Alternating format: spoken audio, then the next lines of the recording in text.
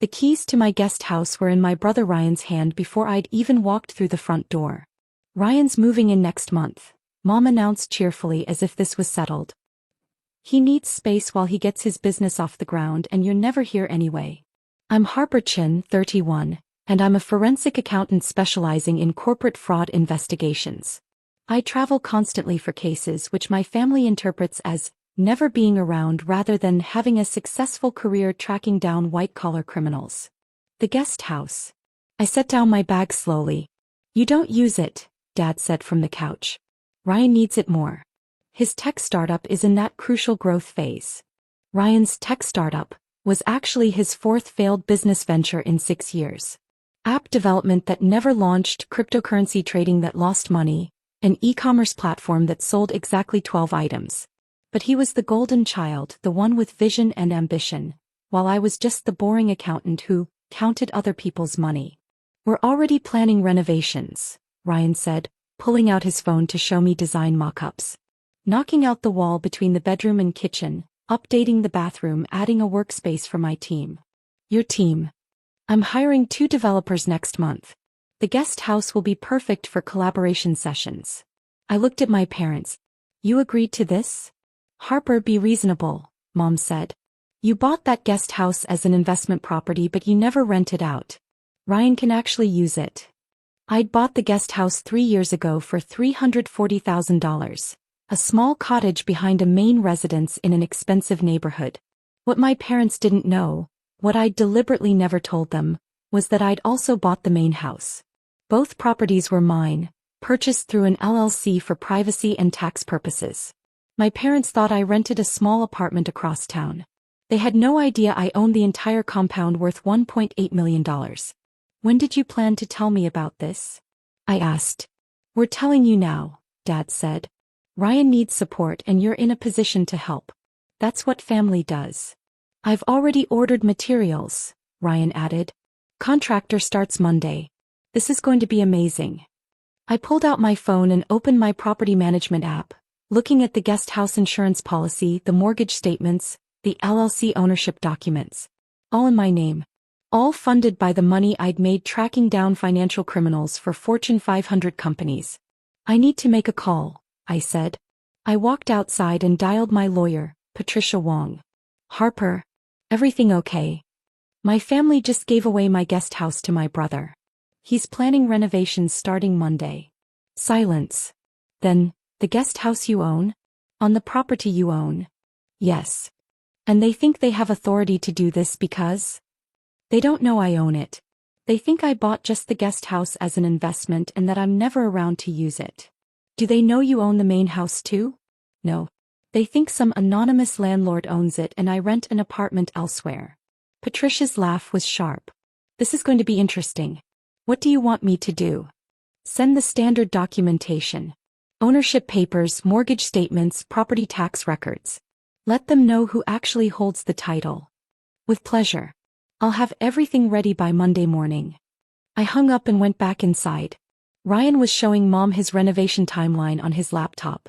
4 weeks of construction, $35,000 in planned improvements, all to property he thought he had permission to modify. Harper, look at this kitchen design, Mom said excitedly. Ryan has such good taste. This will really increase the property value. Whose property value? Yours, obviously. You should be thanking him for improving your investment. I smiled thinly. Right. My investment. The weekend passed with Ryan measuring rooms, Dad pricing contractors, and Mom shopping for furniture to help Ryan settle in. I said nothing, just watched them plan extensive modifications to property they didn't own, didn't have permission to alter, and had never actually asked me about. Sunday dinner was at my parents' house, where Ryan held court about his startup vision. Once I'm established in the guest house, I can really focus, he said. No rent, no distractions, just pure innovation. Harper's gift is going to make all the difference. It's not a gift, I said quietly. Well, no, but you're not using it. Same thing. Is it? Mom frowned. Harper, don't be petty. Ryan needs this opportunity. You can afford to be generous. I thought about the $240,000 I'd made last year tracking down embezzlement schemes. The $180,000 I'd made the year before that. The careful investments that had allowed me to buy property my family didn't even know existed. You're right, I said. I should be more generous. Monday morning, Patricia's courier delivered a package to my parents' house at 8 a.m. I'd flown back to Boston for a case but had asked her to handle the delivery personally. Ryan called me at 8:47 a.m. Harper, what the hell is this? What's what? These documents. Property deeds, mortgage statements, LLC ownership papers. His voice was rising. They say you own the guest house. I do own the guest house. But they also say you own the main house. The whole property. Yes, Ryan. I own the entire compound. Bought it 3 years ago. That's impossible. That property is worth. He was clearly Googling. Jesus Christ, Harper. The tax assessment is $1.8 million. $1.85 million after the recent appraisal, actually. You own a $1.85 million property? I own several properties. That one's just the most expensive. Mom had grabbed the phone. Harper Chen, what is going on? I'm a forensic accountant specializing in corporate fraud. I make $240,000 a year base salary, plus bonuses that typically add another $60,000 to $80,000. I've been investing in real estate for 6 years. The compound you're at? That's mine. The guest house Ryan was planning to renovate? Also mine. The main house you think has an anonymous landlord? Me. I'm the landlord. Silence. You've been lying to us, Mom said, her voice shaking. I've been private about my finances. You never asked. You just assumed I was struggling because I'm not Ryan, the visionary entrepreneur who's had 4 failed businesses. But the guest house is my property. Ryan has no permission to renovate it, no permission to live there, and definitely no permission to hire contractors to knock down walls in a house he doesn't own. Dad had taken the phone. Why didn't you tell us you owned the property? I tried. 3 years ago when I bought it, I mentioned I'd purchased a property in the area. You said, "That's nice, dear," and changed the subject to Ryan's cryptocurrency venture. I stopped bringing it up. We thought you meant the guest house. You didn't ask for clarification. You just assumed I could only afford the smaller property because I'm not the golden child with the big dreams. Ryan's voice in the background. The contractor is here. What do I tell him? Tell him the property owner didn't authorize any renovations and he needs to leave, I said. Patricia included a cease and desist letter in the package.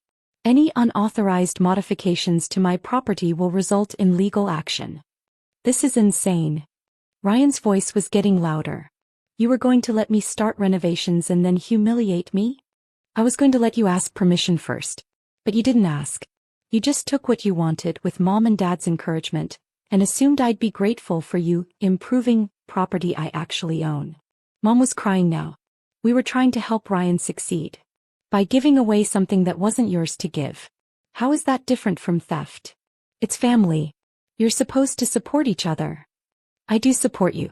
I bought the compound 3 years ago and never told you because I knew you'd treat it as a family resource instead of my private investment. I bought you that new car last year, the one you think came from Dad's bonus? That was me. The cruise you took for your anniversary? I paid for it through a travel agency gift that you thought was a contest prize. I've been supporting this family financially for years. The silence on the other end was absolute. But I did it quietly because the moment you know I have money, it stops being mine and becomes Ryan's emergency fund. His startup capital. His safety net for his next failed business. Dad's voice was hoarse. The car was from you? And the cruise? And the property tax reassessment that lowered your bills last year. I bought your house through another LLC and adjusted the tax structure. You own it free and clear now. That was going to be your retirement gift. Harper. But giving Ryan my guest house without asking was the last straw. I'm done subsidizing his dreams while being treated like the boring, absent sister who doesn't understand ambition. Ryan had grabbed the phone back. I've already bought materials. Ordered custom cabinets. What am I supposed to do? Return them. Cancel the orders. And find somewhere else to live. The guest house is not available. You're really going to leave it empty just to spite me? I'm going to rent it out at market rate, $3,200 monthly, to someone who actually respects property ownership and legal boundaries. You know, basic concepts I learned in my boring accounting career. I hung up. Patricia called 10 minutes later. They've contacted the contractor to cancel. Your brother is demanding you reimburse him for the materials he ordered. What did you tell him? That unauthorized purchases for unauthorized renovations on property he doesn't own are his problem, not yours. He's threatening to sue. On what grounds? Emotional distress, apparently. And implied permission. There was nothing implied. There was explicit denial of permission that they ignored. I told him that. He hung up. The family group chat exploded over the next few days. Messages from aunts, uncles, cousins, all saying the same thing. I was selfish. Using my money to hurt Ryan instead of help him. Nobody mentioned that Ryan had tried to take property that wasn't his. Nobody acknowledged that Mom and Dad had given away something they didn't own. Nobody seemed to care that I'd been quietly supporting the family for years while being dismissed as the lesser child. I muted the chat and returned to my case in Boston. A $40 million embezzlement scheme that was unraveling beautifully under my analysis. 2 weeks later, Mom called. Harper, please. Can we talk? About what? About everything. We didn't know. We didn't understand how successful you were, or how much you'd been helping us. You didn't ask. We should have. Her voice cracked. Your father and I, we've been thinking. The house, you really bought our house. 3 years ago. Paid off the mortgage, restructured the taxes, put it in your names through the LLC. You own it free and clear. He started crying. Why didn't you tell us? Because I wanted to help you, not have you feel obligated to me. I wanted you to enjoy retirement without financial stress. But then you tried to give Ryan my property without even asking, and I realized you don't see me as successful enough to respect. That's not true. Mom, you handed him keys to a house I own. You planned renovations to my property. You did all of it without once asking if I minded, because you assumed I wouldn't or couldn't refuse. That's not respect. That's entitlement. Silence. How do we fix this? She asked quietly. You start by acknowledging that success looks different for different people. Ryan's dreams are valid, but so is my reality. I built something real while he's been chasing startups. And my success doesn't exist to fund his next venture. What about the guest house?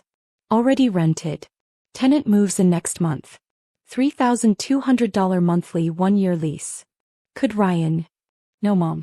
Ryan can find his own place and fund his own startup. I'm done being the invisible ATM for the golden child. I hung up and looked at my property management portfolio on my laptop.